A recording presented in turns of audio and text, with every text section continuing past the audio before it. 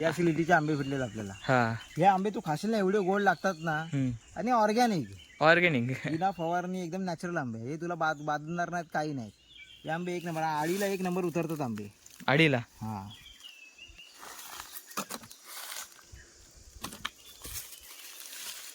ह्या झाडावर यायचा तू उतरवत येतात ह्याच्यावरून. हो रवीने आम्ही यायचो.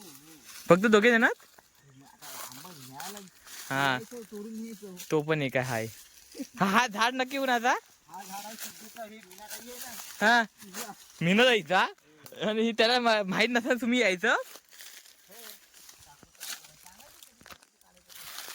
हा भारी. मग तुम्ही काय काय करत होते त्यावेळेस.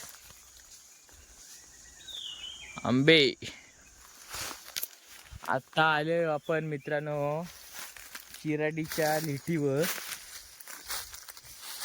लिटी अमवायचा. आता गणादा बोलला आहे ते ऐकून मला जर भारी वाटतंय. आणि मला वाटतं आता पुढच्या वेळी पॉडकास्ट घ्यायला पाहिजे तासभराचा, म्हणजे तुम्हाला पण आवडतील.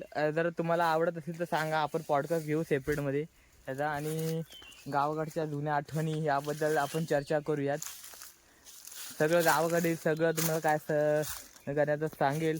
आपल्या लहानपणी त्याच्यात काय काय घडलं आहे, त्यावेळेची मजा, कसं काय गाव काय त्यावेळी कसं होतं आणि आत्ताच्या गावामध्ये काय फरक आहे, तो करण्याचा आपल्याला व्हिडिओमध्ये पुढे सांगेलच. आणि आता लिटीवर आलं आंब्याना. आता गण्याचा रात्री चालला आहे, त्यासाठी पाहिजेत आंबे. आता तो जमवतोय गण्याचा इकडे.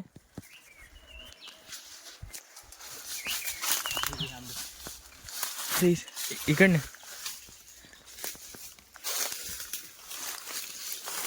अरे अरे अरे अरे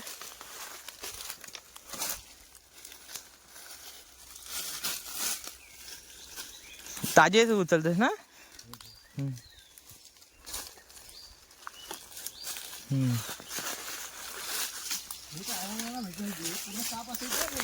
हे साफसफाई असायची. हा म्हणजे कोण साफ करायला यायचं की कसं आपोआप व्हायचं साफसफाई. हा शेती करायची. हा लोक त्यामुळे सगळे साप असायचे हे. आता कसं तुला गाळी बिळी दिसतात ना. हा असं काय नसेल. बरोबर आहे. आता गण्यादा आपली लोक आता कोकणातली माणसं पैशासाठी आपली शेती विकतायत. तर त्याबद्दल तुझं मत काय आहे. पैशासाठी शेती विकून उद्या काय करणार. हा उद्या परिस्थिती अशी निर्माण होईल, ते कोरोना सारखी परिस्थिती. गावाकडे यावंच लागेल. हा तुम्ही आपली जमीन ही आपण लहानपणापासून शिकलो. वाढवली काळी त्यांची. माती काळी आहे, म्हणजे ही आपली एक आईच आहे ज्यातून आपल्याला उत्पन्न मिळतो. भले तुम्ही आता उत्पन्न घेत नाही म्हणून तुम्हाला त्याची किंमत कळत नाही, पण तुम्ही तिला जर चांगली जोपासलीत, तुझ्याकडे झाडं वगैरे लावलीत तुम्ही, तर तुम्ही त्यातून उत्पन्न पण घेऊ शकता. तीच बाहेरची लोक येऊन ती डेव्हलप करणार, मग त्याच लोकांना तुम्ही अरे काय मस्त बांधलं छान छान आहे, ते तुम्ही करू शकता, आपणही करू शकतो. थोडासा भांडवलाचा प्रश्न आहे, पण ते आपण मॅनेज केलं तर काहीतरी होऊ शकतं. करायला बोललो आपण एखादी गोष्ट तर होऊ शकते साध्य.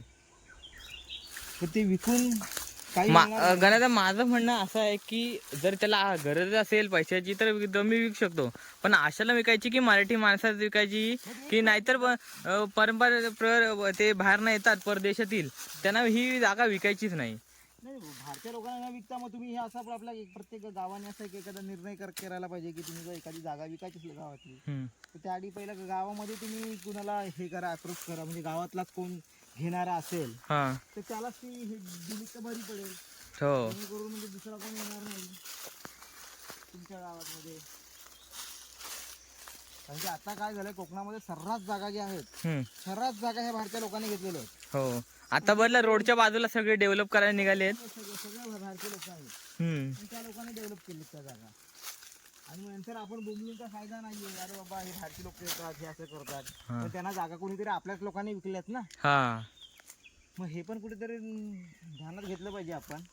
गण्याचं तुला काय वाटतंय काळांतराने ही पण जमीन जाऊ शकते की बघ काही होऊ शकतं की जमीन जायला म्हणजे ज्याची दूरदृष्टिकोन आहे त्या लोकांनी त्या हिशोबाने त्या लोकांनी घरं घेतलेली आहेत. हा आता कसं झालं शहराकडे लोकांचं जी विचारसरणी आहे ना शहराकडचे जीवन लोक पण शहराकडच्या जीवनाला थकलेली आहेत त्यांना पण असं पीसफुल लाईफ पाहिजे. हा त्यासाठीच ते लोक अशी जागा घेऊन डेव्हलप करतायत ना हा किंवा त्यातून ते उत्पन्न निर्माण करतायत. हा आणि त्या ठिकाणी रिसॉर्ट बांधला काय केला हा ॲग्रोकल्चर केलं ॲग्रो फार्म बांधलं तर लोक त्याच ठिकाणी मग राहतात हा आणि आता 5,000 रुपये देऊन जातात ना हो मग त्यातून ते उत्पन्न काढतात ना होय होय मग असंच आहे.